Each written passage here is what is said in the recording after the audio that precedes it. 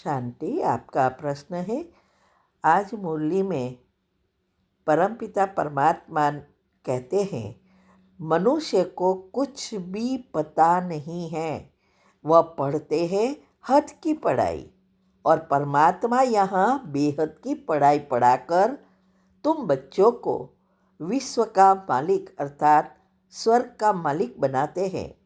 इसमें प्रश्न यह है कि हद की पढ़ाई और बेहद की पढ़ाई में क्या अंतर है, ये समझना है। उत्तर है, हद की पढ़ाई अर्थात जो हम दुनिया में स्कूल में जाके पढ़ते हैं और वो पढ़कर कोई डॉक्टर बनता है, कोई इंजीनियर बनता है, कोई सुपरवाइज़र बनता है, कोई मैनेजर बनता है। हर एक अपने अपने पढ़ाई के अनुसार पद प्राप्त करता है। वो हद की है, माना लिमिटेड है, इस जन्म के लिए ही है। पढ़ते पढ़ते या पढ़ाई के बाद मृत्यु हो गई तो वो पढ़ाई फिनिश, दूसरे जन्म में फिर से पढ़ना पड़ता है, हर जन्म में पढ़ना पड़ता है। तो ये है हद की पढ़ाई। और बेहद की पढ़ाई अर्थात ये जो आत्मज्ञान है, वो आत्मज्ञान परमात्मा आके हमें देते हैं। और आत्मज्ञान से ये स्कूल है, पढ़ाई है, धर्म नहीं है। तो हमें यहाँ भी पढ़ना है। तो इस पढ़ाई बेहद की है, माना आत्मज्ञान से हमारे कर्म को सुधारना है, पुराने संचित पाप कर्म को भस्म करना है, पुण्य कर्म बनाने हैं और हमारे देवी संस्कार को एक्टिव करना है, बाहर लाना है। ये है बेहद की। इस पढ़ाई से हम मनुष्य से देवता बन सकते हैं। उस पढ़ाई से, दुनिया की पढ़ाई से दुनिया का लौकिक पद मिलेगा, और इस पढ़ाई से हम देवता बन सकते हैं।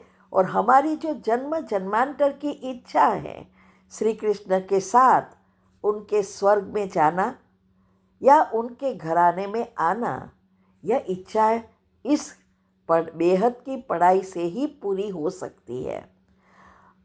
और ये सिर्फ परमात्मा आके ही हमें पढ़ाते हैं।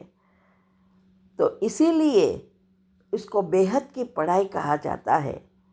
और इस पढ़ाई अगर हमारी मृत्यु हुई तो ख़त्म नहीं होती, अर्थात मृत्यु होगी तो भी हमने जो संस्कार बनाए हैं, इस ज्ञान को जीवन में धारण किया है, वो हमारे दूसरे जन्म में कैरी फॉरवर्ड होगा और हम कंटिन्यू पुरुषार्थ करेंगे।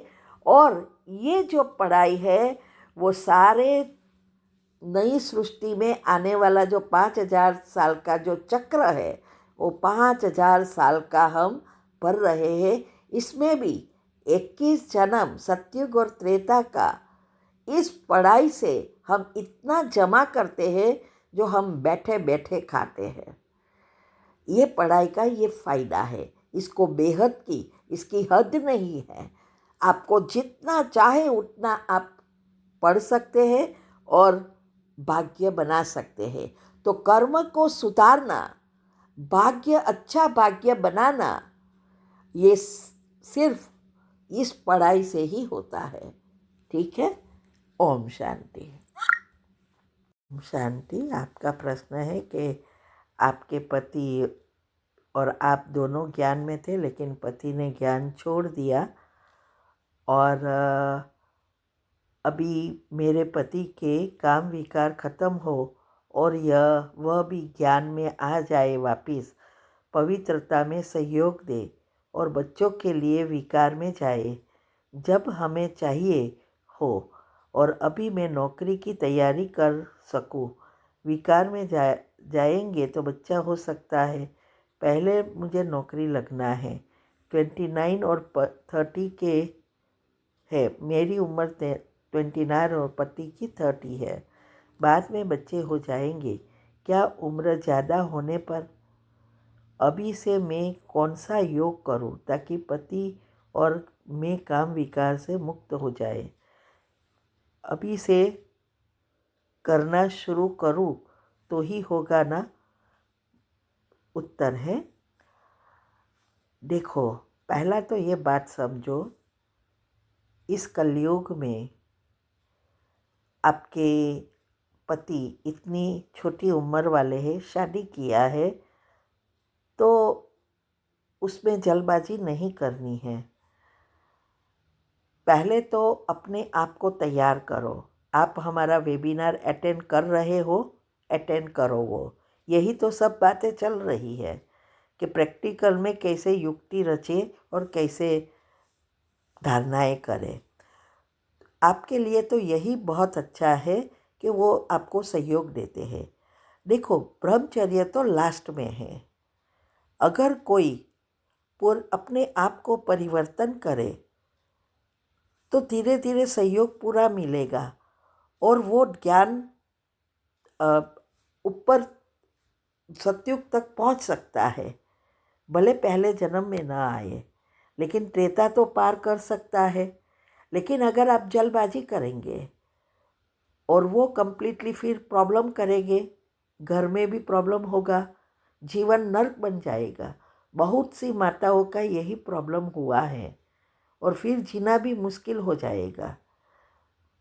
तो उससे अच्छा यह है कि इस बातों में भी आपको बहुत चिंतन नहीं करना है, नेगेटिविटी नहीं लाना है। एक लिस्ट बनाओ कि आपका पति आपको कैसा चाहिए और आपके पति से बैठ के बात करो कि देखो, मुझे पहले जॉब करनी है, फिर जॉब की तैयारी करूँ, तैयार हो जाओ, नौकरी मिले, फिर बच्चों के लिए ढूंढेंगे, अब ट्राई करेंगे, अभी बच्चे नहीं चाहिए। ऐसा करके उसको बैठ के बात करो कि इस समय बहुत महंगाई है, दोनों अर्न करें तो अच्छा है। फिर आप योग का प्रयोग करते रहो, सकाश देते रहो। और मैंने सारी युक्ति बांधेलियों के क्लास में चेक करो, वो यूट्यूब पर भी रखा है, तीव्र पुरुषार्थ में भी सारी वीडियो आती है, उसमें बताया है कैसे पहले अपने आप को तैयार करो, फिर ब्रह्मचर्य तो लास्ट में है। तब तक आपको युक्तियाँ रचनी है, वो युक्तियाँ भी मैंने बताई है और पति के लिए कमेंट्री भी मैंने बांधेलियों की जो टॉपिक आती है उसमें बताया है। वो करना शुरू करो, लेकिन जल्दबाजी कभी नहीं करना। वो तो इतनी छोटी उम्र में, वो जब तक उसको खुद को ज्ञान ना हो तब तक वो नहीं कर सकेंगे। दूसरा, ज्ञान में आने की बात, वो तो हर एक का पाठ है। हमारा काम है सकाश देना। वो जैसा आपको चाहिए वैसा बन जाए, वो पॉसिबल कैसे होगा? सिर्फ बाबा ने हमें विधि सिखाई, विधि से करते रहो, निस्वार्थ भाव से करो, ऑटोमेटिक उसका पाठ होगा।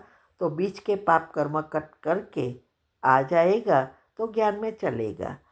तो ये विधि जो बताई है वो फॉलो करते रहो बस, और अपना पुरुषार्थ करो। पवित्रता को अभी एक साइड पर छोड़ दो। ओम शांति।